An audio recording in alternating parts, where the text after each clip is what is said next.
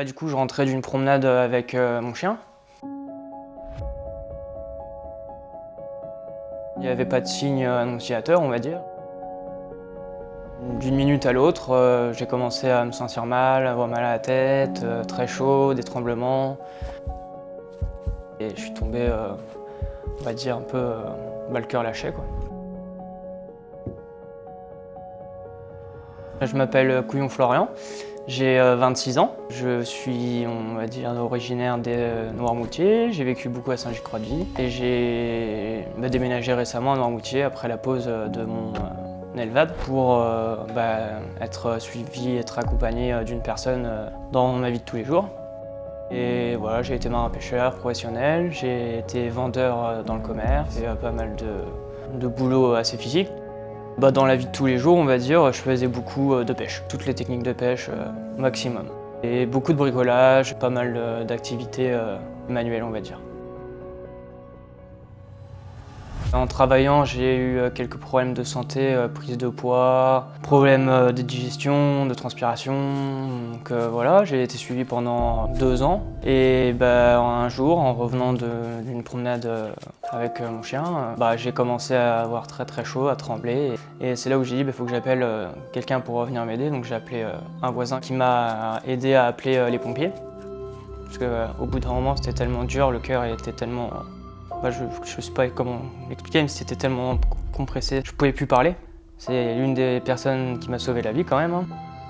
S'il n'avait pas été là, à mon avis, je ne serais pas là aujourd'hui. À partir du moment où je suis rentré dans l'ambulance, j'ai plus de souvenir du tout de ce qui m'est arrivé.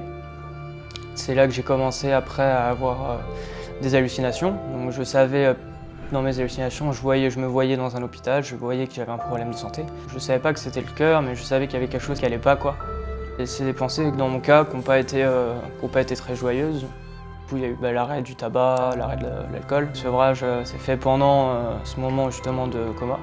J'étais allé trop loin, c'était trop gros, enfin ouais, trop loin, trop régulièrement. Après, surtout une prise de conscience que la vie peut être courte. Donc profiter un maximum de chaque moment que je peux passer justement à la pêche, en bateau, avec les copains. Maintenant, j'essaye de faire ce que j'ai envie de faire, j'essaie de le faire le plus vite possible, quoi. Je pense que ça m'a un peu fait un choc, l'arrêt cardiaque justement. J'ai tout de suite tout arrêté et j'ai pas envie de reprendre.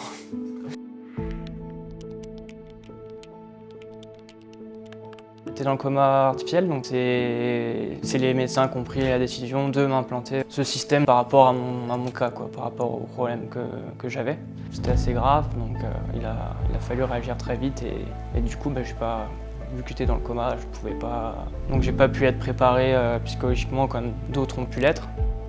En fait, les médecins m'ont bien expliqué ce qui s'était passé. Il y a eu des schémas, on m'a montré la pompe en vrai, on m'a dit pourquoi est-ce que j'en avais besoin. Donc on m'a très bien informé là-dessus. Donc non, c'est pas quelque chose qui m'a inquiété, ça me fait avec et on fait très bien avec, on va dire. Après, il a fallu adapter pas mal de choses. Le matériel qui doit rester au sec et dans mon cas, un petit peu compliqué vu que je faisais beaucoup de pêche. Ça n'empêche en rien de pratiquer ce qu'on faisait avant, quoi. J'ai pu reprendre le bricolage, la pêche.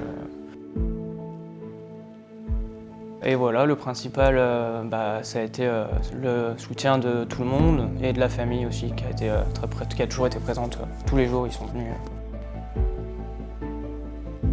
Pour mes parents, ça n'a pas été simple.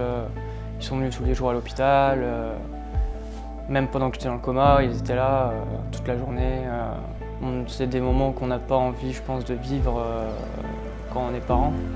Ils sont toujours là et puis je sais que si j'ai donné un coup de main, je n'ai pas à aller chercher loin. Parce qu'on sait que une greffe, c'est pas anodin quand même. Donc c'est le but final, hein. C'est la greffe cardiaque de toute façon. Pour pouvoir, déjà parce que je suis jeune, donc vivre toute ma vie avec la machine, c'est compliqué. Et la greffe cardiaque, c'est vrai que c'est encore un nouveau départ. C'est encore une remise à zéro, faut tout refaire, passage à l'hôpital, rééducation. Mais au moins, on repart sur une base saine, quoi. Faut pas avoir peur, c'est un passage obligatoire si c'est notre seule chance de survie, c'est un passage obligatoire, donc il faut pas hésiter à demander de l'aide si on en a besoin, que ce soit physiquement ou psychologiquement. Faut continuer, faut se projeter, faut pas se laisser abattre et il faut essayer de reprendre une vie le plus normale possible pour qu'elle soit le plus longue possible ensuite.